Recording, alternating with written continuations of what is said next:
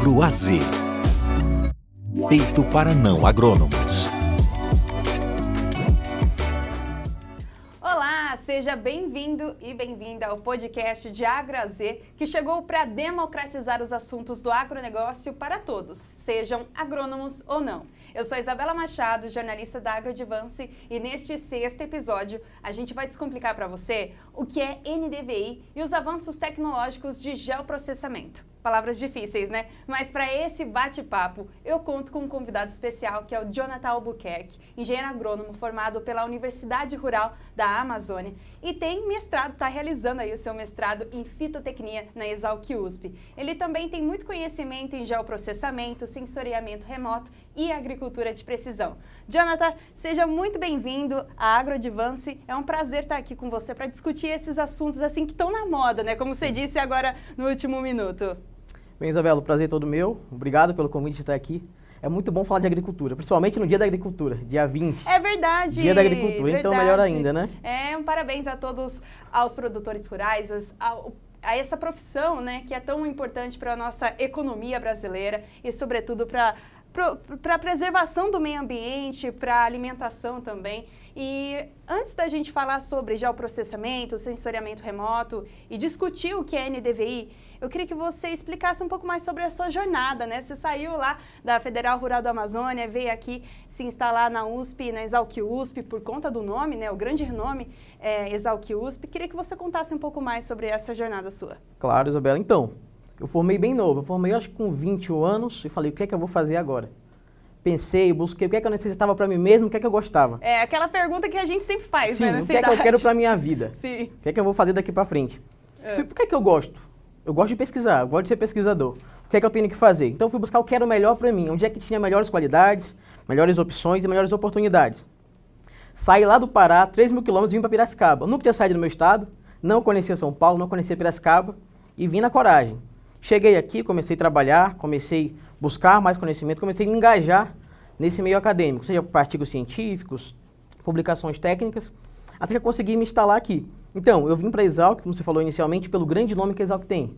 Uma das melhores universidades do mundo, principalmente nas ciências agrárias. Então, esse foi o grande chama que a Exalc trouxe para mim, me trazendo de lá do meio da minha família, no meio do pessoal que eu conhecia, para um lugar totalmente novo. E não me arrependo em momento algum da escolha que eu fiz. E você tem já pessoas da sua família nessa área? Não, eu sou o primeiro agrônomo da família. Ah, que legal. O primeiro. Legal. E agora entrando um pouco mais sobre NDVI, que é o assunto mais importante, a palavra-chave desse podcast, eu queria que você explicasse o que é NDVI, quando que ele surgiu.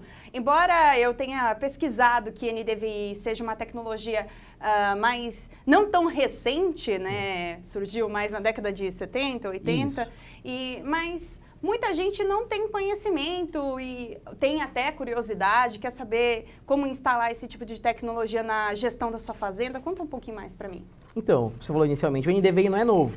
Ele deu um boom agora, todo mundo quer utilizar, todo mundo quer saber como é que faz, mas não é nada novo. Os primeiros artigos sobre o NDVI são datados, por exemplo, da década de 70, mais especificamente 1973. Um grupo de pesquisadores da Universidade do Texas, digamos que criaram esse algoritmo para tentar ver como é que as plantas se comportavam em função de bandas espectrais. É diferente do nosso celular, a gente tira uma foto com o celular, por exemplo, a gente vê aquela imagem em tempo real. O NDVI não, os satélites, os drones, os sensores, captam essa imagem em bandas, vermelho, infravermelho próximo, e a grande sacada é essa. O NDVI é um algoritmo que funciona a partir dessas bandas. Ele consegue ver, digamos que, índices de verdes, como as pessoas chamam, grosso modo, a verdura das plantas. Então ele mede esse índice de verde. A gente cruza algumas bandas, faz alguns cálculos matemáticos e a partir desses cálculos a gente consegue ver o índice de vegetação, que é o NDVI, que é o índice de vegetação da diferença normalizada. O que é que acontece? O NDVI vai medir, digamos que, índice de verde, e esses valores vão variar de -1 a 1. Então eu fiz um mapa para minha propriedade rural, o NDVI vai me dar respostas, digamos que em respostas gráficas, digamos que assim, mais ilustrativa, que esses valores vão de -1 a 1. Os valores mais próximos de 1 vão indicar uma vegetação mais saudável. Os mais distantes de 1, vegetação que está com o solo exposto, áreas mortas e assim por diante. Ah, entendi. E só para entender as etapas desse processo de pesquisa, como que é feito? Como que você sabe que uma vegetação é saudável ou não? Como que é feita essa pesquisa? Então, vou falar de dois grandes grupos aqui. as imagens de drone, eu posso utilizar um drone para mapear a minha área ali, se for uma área que eu consiga, digamos que em termos de logística, mapear ela com drone, ou imagens maiores que eu preciso de um satélite, que tem uma resolução, digamos que espacial maior, tem um número de pixels maior, para que eu consiga numa mesma área pegar um número maior de imagens. A partir disso, eu pego essas imagens, coloco no software, posso baixar, por exemplo, do catálogo de imagens do INPE ou do site da NASA. Baixo esse quantitativo de imagens, jogo no software de GIS, por exemplo, QGIS, ArcGIS e outros softwares, e a partir disso eu consigo fazer essa interpolação, ver como é que essas imagens se comportam, fazer esse passo a passo dentro dela. Qual é a relação entre os valores de NDVI, né? Você falou de 1 a -1, e quais são as condições ambientais, como a umidade do solo e a temperatura, em relação a essa pesquisa, a esse resultado? Então, especificamente no NDVI, ele varia de -1 a 1. Valores próximos de 1, vegetação saudável, verde, produzindo bem, sem nenhuma doença. Valores mais distantes de 1 ou próximo de -1, solo exposto. A planta estava ali, morreu, o solo está sem umidade. Então, a partir disso, daí a gente consegue supor. Solos com maior umidade, com uma temperatura mais agradável, possivelmente terão plantas mais saudáveis também. Mas se eu tiver, por outro lado, um solo com uma umidade muito baixa, a temperatura do solo, digamos que muito elevada, vai ser um ambiente insalubre para as plantas conseguirem sobreviver. Isso com as imagens do NDVI você consegue? Com as imagens do NDVI a gente consegue ver. E, por exemplo, se eu quero... o produtor, ele quer ver só a qualidade da planta e não a qualidade do solo. Como que é feita essa divisão? É um software que consegue identificar um e outro? Como que... Então, dentro do sensoriamento existem outras técnicas além do NDVI. O NDVI, digamos que diretamente, ele é mais ligado à vegetação. Então, a partir dele eu vou conseguir fazer interpolações para a vegetação, não para o solo. Mas existem outros modelos, como o SAVI, por exemplo, que ele pode ser utilizado para ver, digamos que a saúde do solo, a partir dessas imagens de satélite também. Então, tudo parte do mesmo princípio, mas o que vai mudar é a fórmula matemática. E quando que essa tecnologia, de fato, se tornou essencial para o produtor? Que o Brasil começou a adotar essa tecnologia?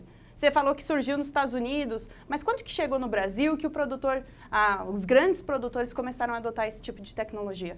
Então, é um pouco difícil de datar isso especificamente, Sim. mas a partir de 2015 já tem relatos de grandes produtores, pequenos ainda não, utilizando o NDVI como uma estratégia para aumentar a produtividade e conseguir ver e criar zonas de manejo.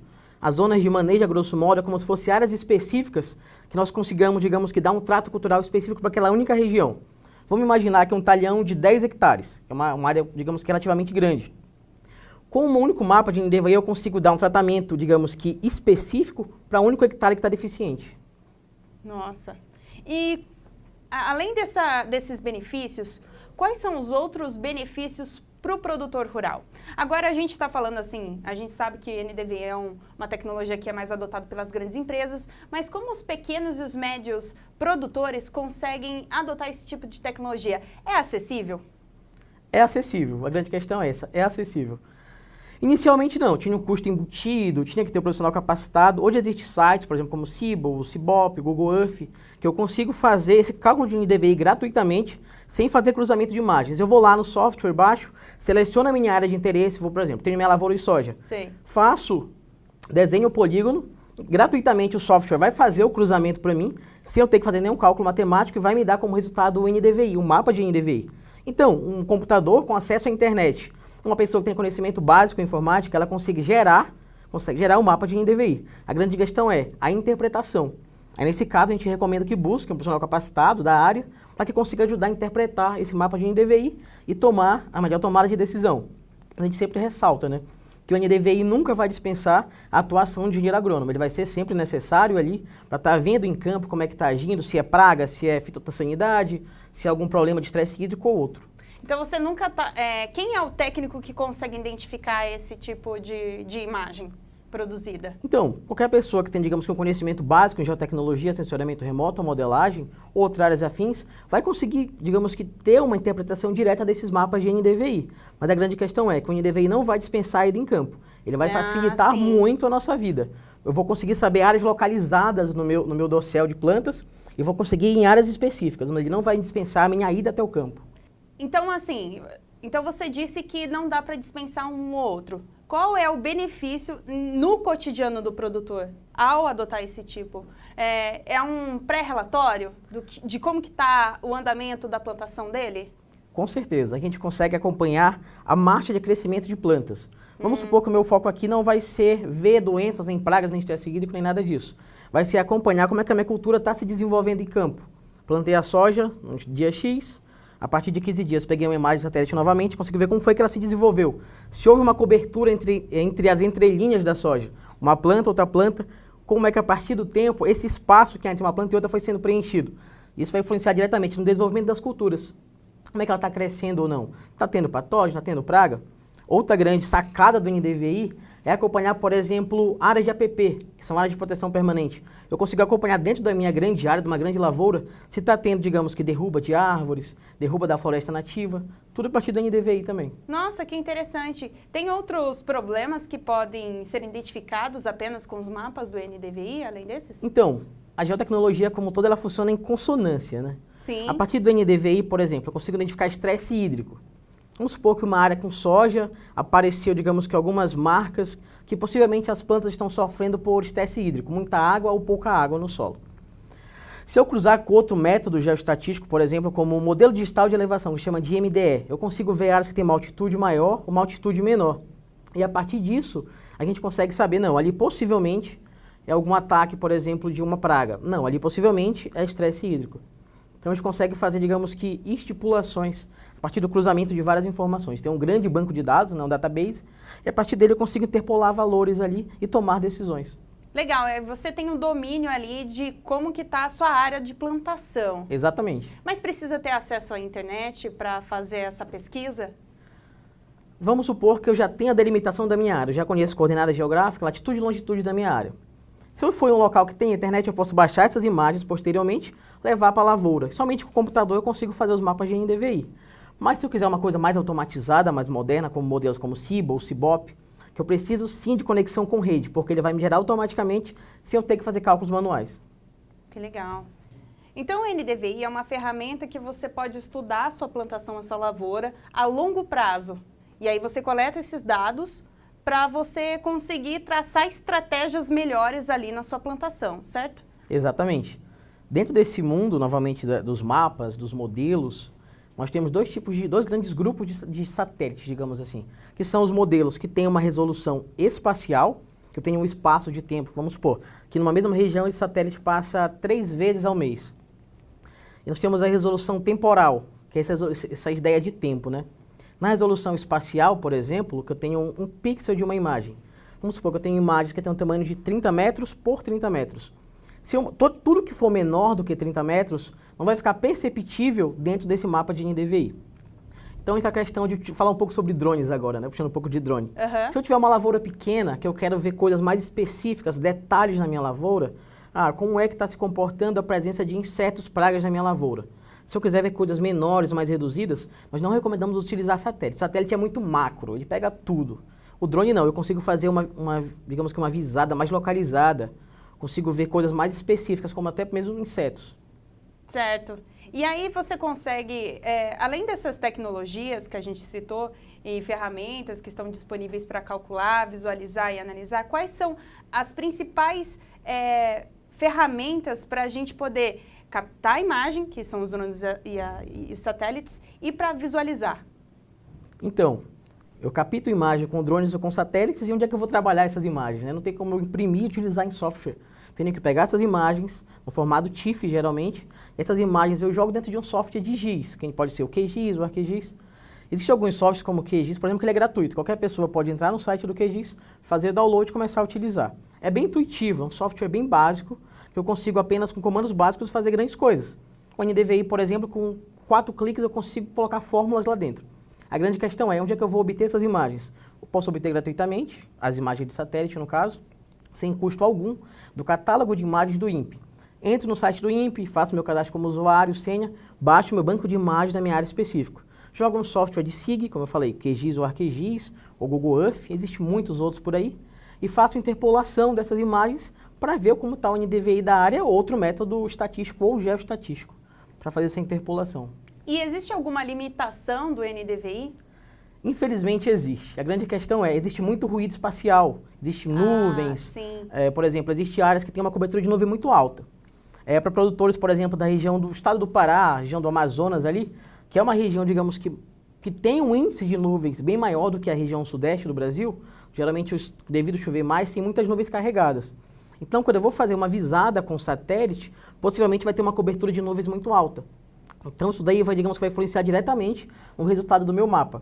O que eu posso fazer, então? Eu tenho uma lavoura lá no estado do Pará, e eu quero fazer NDVI da minha área. A gente recomenda utilizar drone, porque eu consigo fazer um voo mais baixo, abaixo das nuvens, para que eu consiga visualizar a lavoura, de forma que eu tenha, digamos que um erro reduzido do que se eu fosse utilizar uma imagem de satélite.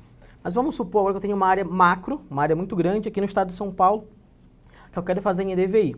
Aqui, tranquilamente, a gente consegue obter uma cobertura de nuvens menor do que 10%. Então, eu consigo, sim, ter imagens assertivas. Mas ainda hoje, no NDVI, a grande questão é nuvens. Ah, entendi. Então, tem que ser aquele dia ensolarado, aquele dia com menos ruídos ali espaciais para poder captar da melhor qualidade possível. Além do NDVI, o NDVI é uma tecnologia que se inclui no sensoramento remoto, na agricultura de precisão. Quais são as outras ferramentas também que dá para captar, fazer esse sensoriamento remoto na plantação? Então, existem inúmeras, muitas, todo dia surge um novo tentando entrar no mercado, mas o NDVI está na moda. Todo mundo quer fazer NDVI, todo mundo quer saber mais sobre o NDVI. Mas existe, por exemplo, o EVI, digamos que é um NDVI melhorado. Justamente esses resíduos atmosféricos que eu te falei, eles são, digamos que, tentados ser reduzidos dentro do EVI, que é o modelo de índice de vegetação melhorado. Ele vai tentar reduzir esses ruídos. Mas como que ele faz isso? Muda no cálculo. Ele tem, digamos que, uma constante, que eu coloco o mesmo cálculo do NDVI, que é o índice do vermelho próximo, né? Menos o vermelho, dividido pelo índice do vermelho próximo, mais o vermelho. Então, eu faço esse cálculo e isso daqui resulta no NDVI. A diferença para outros métodos, por exemplo, tem uma constante. O EVI, por exemplo, tem uma constante L, que tem um valor específico, que a partir desses dados eu multiplico pela constante e obtenho esses novos valores para EVI, que são outros métodos. Existem outros, o EVI, o SAVI, o VARI. Então, existem outros inúmeros, infinitos métodos, e cada um tem uma necessidade específica. E você sabe por que você falou, né, o NDVI entrou na moda, você sabe por quê? É mais porque os produtores agora têm mais acesso à tecnologia, ela está mais acessível, tem maior disposição também de ferramentas no mercado? Eu acredito que a grande questão é o que é mais divulgado, o que é mais conhecido. Ah, sim. A eficiência do NDVI, eu posso comparar com o EVI, por exemplo. Vai ter uma eficiência, digamos que semelhante, se o objetivo for o objetivo específico dele. Mas a grande questão é que o NDVI é bem mais divulgado. As pessoas conhecem muito mais o NDVI do que o EVI, do que o SAVI, que às vezes passam despercebido no dia a dia. Mas isso daí não vai reduzir a credibilidade de nenhum deles. Ah, entendi. E agora, em relação à inteligência artificial no campo, né? Como que relaciona esse tipo de tecnologia à inteligência artificial? Ela tem ajudado? Ela tem acrescentado mais informação nesse tipo de pesquisa? Então, Isabela, aí as IAs estão aí, não tem como a gente fugir delas. Sim. Acho que a grande questão é aprender a conviver com cada uma delas, com essas inúmeras IAs que existem, e tirar de bom para a nossa vida profissional, a vida acadêmica como um todo. Alguns softwares específicos, por exemplo, que eu consigo criar mapas, consigo fazer mapas da parte, digamos que mais focada na geotecnologia de sensoriamento remoto, como, por exemplo, o Google Colab, que é uma interface de programação da Google, que ela é integrada com inteligência artificial. Anteriormente, se eu fosse programar para, por exemplo, obter um banco de dados de geoprocessamento e geotecnologia, eu tinha que programar isso em código Python ou linguagem Java e programar isso manualmente. Hoje não. Como houve a integração entre essa plataforma de programação e a inteligência artificial, eu consigo cruzar as duas e pedir para ela, por exemplo, gere um código Python para que eu faça uma interpolação de imagens. Olha como a inteligência artificial facilitou a nossa vida. O que eu passava, por exemplo, um mês para resolver anteriormente, hoje, em meia hora, consigo resolver. Facilitou muito. É impressionante, né? A inteligência artificial, querendo ou não, ela se tornou a nossa grande aliada. Então, ela ajuda nessa produção de pesquisa, nessa criação de imagem. E em relação agora a drones e satélites, você falou das diferenças deles, né? Que o satélite ele pega uma dimensão muito maior e o drone pega uma dimensão muito mais localizada. Existem tecnologias aí sendo desenvolvidas para maior aprimoramento desse tipo de captação de imagem? Com certeza, todo dia sai um RPA novo. O RPA é o que vai levar os sensores, né? Como se fosse um drone. Ah, então, sim. Todos os dias surgem novos. Existe drone hoje que a gente consegue comprar em sites, por exemplo, com valor de R$70. Não vai ter um voo bom, não vai ter um voo assertivo, mas essa tecnologia está baixando o custo. Existem drones também, que são de asa fixa, que conseguem mapear uma área enorme em um tempo recorde, por exemplo. Existe dificuldade de pilotar esses veículos, mas a praticidade de conseguir mapear uma área em um tempo recorde é fantástica. Então, a todo dia, a tecnologia, as pesquisas estão aí para tentar pegar essas lacunas, por exemplo, que existiam e tentar suprir elas. Então, todo dia sai um equipamento novo, sai uma tecnologia nova que busca suprir essas necessidades do campo. Você falou da acessibilidade, né, que tal o valor dos drones. Isso é muito importante porque os pequenos e médios produtores podem utilizar esse tipo de tecnologia, de ferramenta na gestão da sua fazenda. Mas como começar? Por onde começar a adotar esse tipo de tecnologia na gestão da sua fazenda? A grande questão é, sabe o que é que eu vou precisar na minha gestão? O que é que eu quero saber na minha área? Eu quero saber sobre solo? Quero saber sobre vegetação? Quero saber sobre a planta como um todo? Então, partindo da ideia que eu conheça a minha problemática, eu consigo fazer uma interpolação geotecnológica para que eu consiga ver qual o melhor método. Vou puxando o ganchinho para o NDVI hoje novamente. Vamos supor que na minha área eu quero saber qualidade de planta. Eu vou utilizar o NDVI. Existem várias empresas que elas terceirizam esse processo. Uma área pequena, o produtor consegue ir lá, contratar um piloto de drone, que ele vai fazer uma visada sobre a área dele. Falando questão de custos, geralmente eles chegam a cobrar até R$10.000, por exemplo, dependendo da área. Só que essas mesmas áreas eu consigo pegar imagens gratuitas da mesma área de interesse, e dessas imagens gratuitas eu consigo ter os mesmos resultados, só que um pouco mais macro. O sensoriamento remoto se tornou fundamental hoje em dia para a gestão da fazenda. Eu queria que você explicasse primeiro a diferença entre sensoriamento remoto e geoprocessamento. O NDVI está entre eles. Qual é a diferença entre esses dois tipos de avaliação? Então, Isabela, o sensoriamento remoto, ele é o ato de obter dados, como o nome digamos, que sugere para a gente, sem eu estar presente ali, sem eu estar presente naquele local. Eu consigo, aqui do estado de São Paulo, obter dados do estado do Pará, por exemplo. Então, eu consigo acessar remotamente um satélite e obter esses dados. Então, a ação de obter dados de um local que eu não vou estar ali diretamente, em campo, é o sensoriamento remoto. O geoprocessamento é quando eu pego esses dados que eu obtive no sensoriamento remoto e jogo dentro de um software, dentro de algum programa, para que eu consiga ter resultados. E já o NDVI é o resultado da união do sensoriamento remoto, que eu obtive os dados em campo, levei para o software de SIG e processei e resultei no mapa final, que é o mapa de NDVI.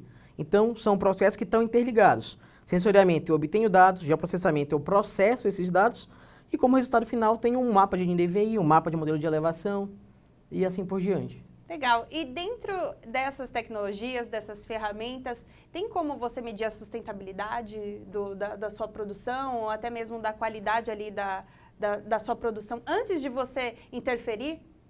Então, existe duas visões. Alguns pesquisadores falam que NDVI é possível estimar a produtividade, para que eu consiga, digamos que antes da produção final, eu consiga estimar quanto a minha lavoura vai estar produzindo naquela safra especificamente.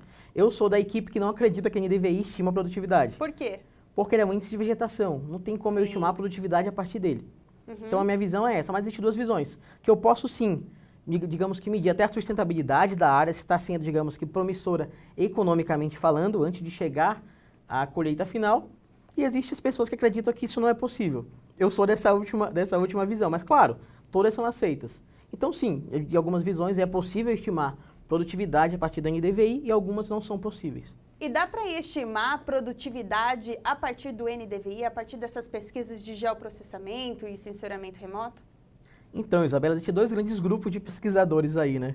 Alguns que são adeptos que o NDVI é possível estimar a produtividade. A partir das imagens de NDVI eu consigo saber quanto a minha lavoura no final da safra vai estar produzindo no final.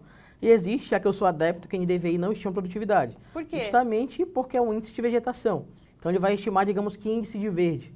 As pessoas costumam chamar, grosso modo, no mundo acadêmico, que o NDVI mede a verdura, a cor de verde, a reflectância do verde. Então não tem como eu estimar a produtividade a partir dele. Eu acho que é uma avaliação que você, a partir dessa avaliação você consegue estimar quanto que você produziu. Mas isso não significa que vai chegar no resultado. Não significa que eu vou ter um resultado. A sacada é, como ele mede, digamos que a reflectância da cor verde, essas coisas assim, mas nesse sentido, quanto maior eu tiver uma área coberta ali no solo, se eu tiver uma lavoura de 1 hectare, reduzindo isso bastante, se eu tiver uma lavoura de 1 hectare, E essa lavoura de 1 hectare, a partir do mapa de NDVI, eu vejo que ela está 100% coberta, eu consigo, digamos que, empiricamente, saber que ela vai produzir mais do que uma lavoura que tem 50% de solo exposto. Então, digamos que é uma visão bem empírica. Por isso, justamente, que eu não acredito que o NDVI é capaz de estimar produtividade. Agora, uma pergunta que é importante, quais são os tipos de vegetação, tipos de planta, tipo de produção, enfim, que o NDVI consegue identificar? Existe alguma planta que o NDVI não consegue identificar? A partir de um momento X, por exemplo, a planta atingiu um ápice, estabilizou naquele tamanho ali, estabilizou no índice de verde. A partir daquele momento, o NDVI satura. Eu não consigo mais saber se ela está bem, se ela não está bem, ela saturou. Então, eu não consigo identificar plantas a partir do NDVI. Eu consigo apenas ver reflectância de plantas. Eu não consigo identificar, por exemplo, só com o mapa de NDVI, se na lavoura é soja, ou se é milho, ou se é cana. Agora, na última rodada de perguntas, Jonathan, eu queria que você explicasse um pouquinho mais quais são os desafios a serem superados para a implantação desses tipos de tecnologia de sensoriamento remoto, de geoprocessamento no dia a dia do pequeno e médio produtor.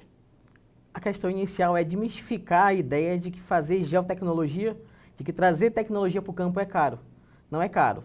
Se eu souber como trabalhar, onde buscar as informações corretas, eu consigo tecnificar a minha lavoura com custo reduzido. Outra questão é conseguir levar a internet para o campo.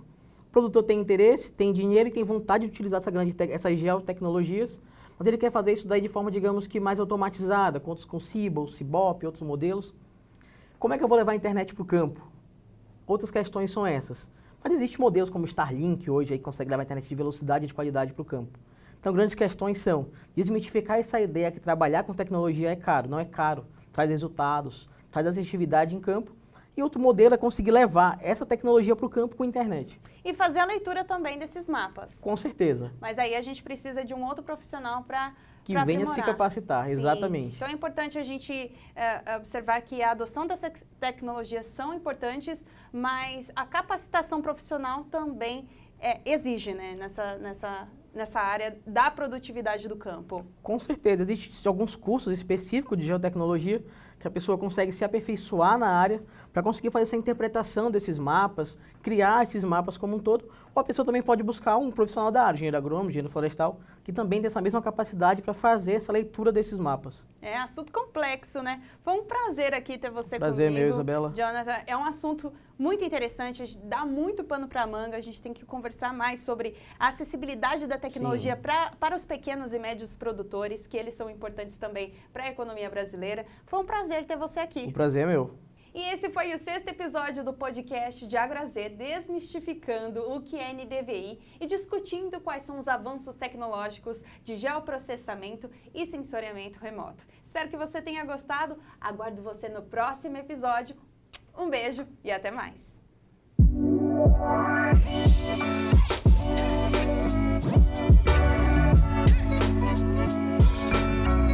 De AgroAZ.